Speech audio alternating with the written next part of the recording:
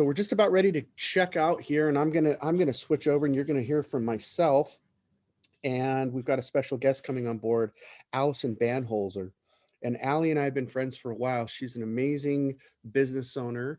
So let me see if we can get Allie on here. So I'm going to stop sharing this screen. And then I'm going to ask Allie to join me. And Jeff, how do we say goodbye to Sophia right there, who's kind of holding the whole thing? You're fine. We see you. You're good. You guys, who do you see on the screen right there? We see you. And Allie up in the corner. Okay. So Allie, why don't you say hi to everybody? Let's make sure you're visible. Hey everyone, can you see me? There we go. Yep. I just wanted to make sure it would switch over. Allie Banholzer, all the way from Maryland. Oh my gosh, this is a special day for me because one, I love talking to you because you are in the trenches. You are doing the work. A lot of times people ask us, well, yeah, but you guys had these really smart guys on from Epson, but I'd like to talk to someone who's actually doing the work, a business owner, not just a business owner, a woman who is a business owner who is currently kicking ass in many ways. But one of the ways that you are rocking it is the fact that you have really, as far as I know, you are perfecting the art of selling merch online. Would that be a fair estimate or fair statement? Absolutely, that is a fair statement. As of this morning, we have 98 online stores. Did you guys hear that? As of this morning, 98 online stores, Allie, is that's kind of cool. So before we go too far down the road, give us that 30-second intro. I know who you are, and it's sometimes I forget because I feel like I'm just talking to my friend. But you started, if I'm not mistaken, like in a kitchen table with your daughters. Is that about right? I did. I was a stay-at-home mom. I had a 6-month-old and a 3-month-old, and I love my kids, but I was losing my mind. I needed to have some adult interaction. And so I started a business literally on my kitchen counter, and but I wanted a business that was super flexible, that I could still be home with my girls. And so you started a business and you did more, and you eventually moved out of your kitchen. Would that be another fair statement? Yes, we're in a 4,000 square foot production facility now in Huntingtown, Maryland, which is right on the Chesapeake Bay, about 45 minutes out of DC. Oh my gosh. That's a big deal. So I'm not sure what's going on back here, but you'll have to forgive me if I look around. I have 4 other humans trying to prank me right now, and that's not cool, you guys. The question I want to know is, since you have 98 stores, why don't you let the cat out of the bag? Are they all on the same platform? What are you doing? Tell us what's going on. How are you doing this? Yeah, so all of my stores are on the same platform. In the interest of full disclosure, I use Inksoft, but there are a lot of platforms out there. And I will tell you, if you come to me and say, what platform should I be using? I will tell you, it needs to fit your business model. First and foremost, selling online needs to fit your business model, and the platform you use needs to fit your business model.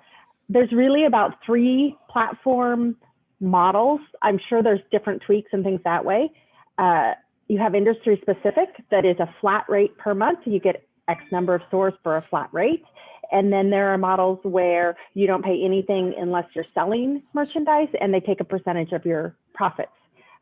Depending on what that flat rate is versus the percentage of profits, then that's going to tell you where you fit in that niche. I will tell you, if you build an online store, you're not going to sell $500,000 overnight. What? You might. I mean, like, you might be that 0.5% that strike it like that, but then you're probably also the one winning the lottery. So, no, I appreciate you being honest like that, because this is the real story. This is the real hard facts, that not every store is going to be a multi-million-dollar producer. In fact, most won't be. And that's not really your goal, is it? No. So my goal is to meet my customers where they're at. So for us, you and I have had this conversation. You can increase profits 2 ways. You can sell more stuff, and you can streamline your processes. You can reduce your expenses. So when I say you got to find what fits you and your platform. So I started online stores in 2014. So we're 7 years into it now, almost 7 years. Congratulations. That's a big deal. Yeah. And it now makes up 50% of my business. 50% of your sales are now officially online stores. Yes. Wow.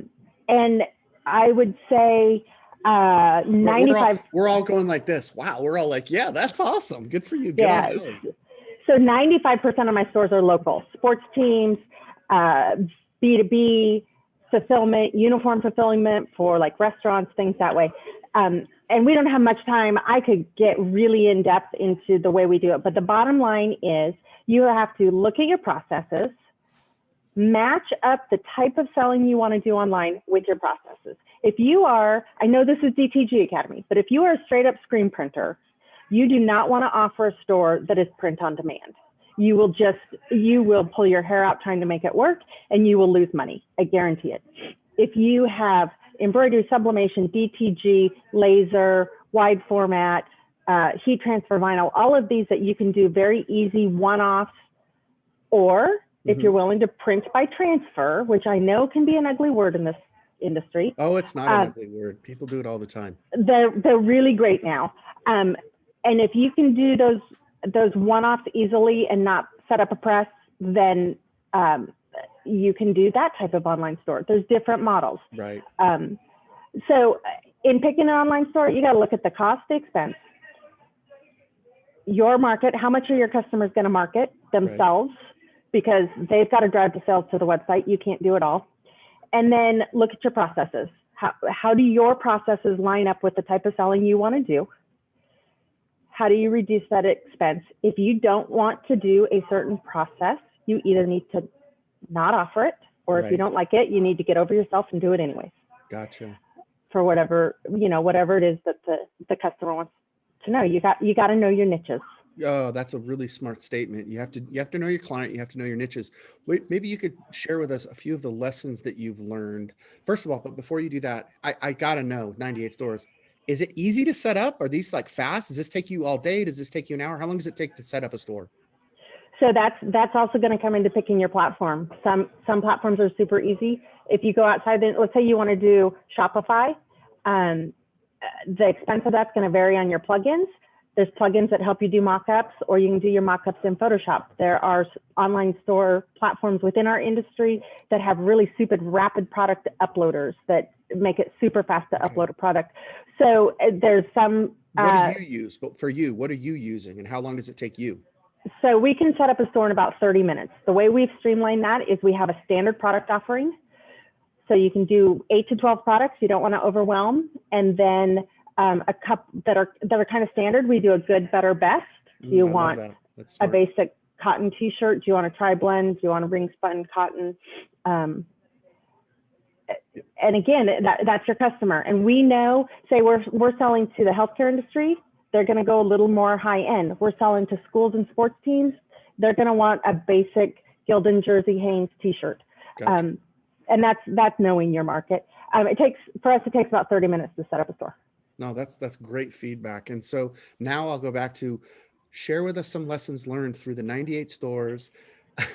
I'm sure setting up the first one was a little more challenging than setting up the last one. Now, you've had to have learned through this process.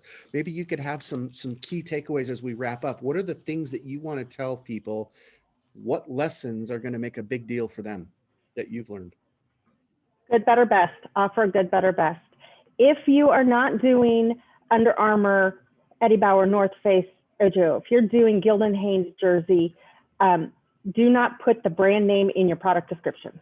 Because right now, with as tough as it is to find inventory, most of your customers aren't going to know a big difference between 100% cotton Gildan, 100% cotton jersey, 100% cotton Port and Company. Gotcha. And that's you wise. can find it. So don't put branding in your product descriptions. Now, if you're going better, best, and you're selling Under Armour, Nike, of course you're going to put that in there. So in that spread, would you say that Bella Canvas, Next Level, Cotton Heritage, would those be in the better or in the best? I guess it depends. I would probably put those in the better to best. It kind of depends on which model you're using, because they all have their good, better, best as well. Other things, keep it simple, 8 to 12 products. Have a fairly standard product offering, because then you're going to have good images and tight product descriptions already on those. So you're not rewriting product descriptions every time you build a store. Ooh, that's smart. I didn't think of that. Use custom checkout fields if it's available on yours. So one of the things we do is anything that we are custom printing, the customer has to acknowledge this is a custom printed item, perhaps personalized, and there are no returns unless it is for manufacturer defect. That gets you out of that, I ordered the wrong size. Well, we custom printed this. We can't, I don't know the size of your kid. I can't figure that out.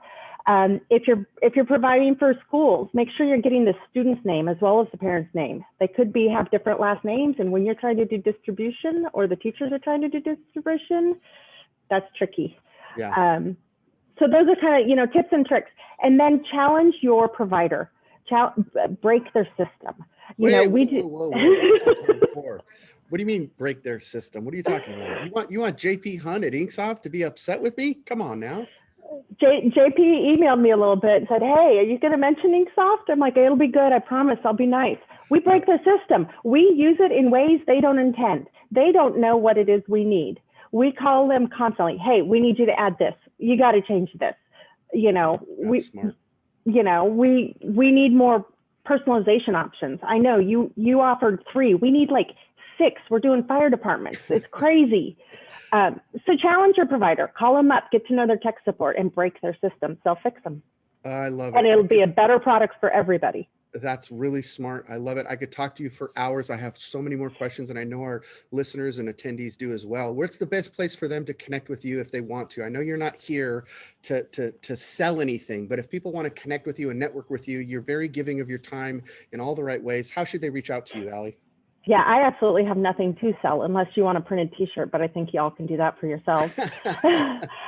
You can find me at Alison at mosdinc.com. mosdinc.com. And it is Alison with 1 L, Alison. Awesome. Allie, thanks so Facebook, much.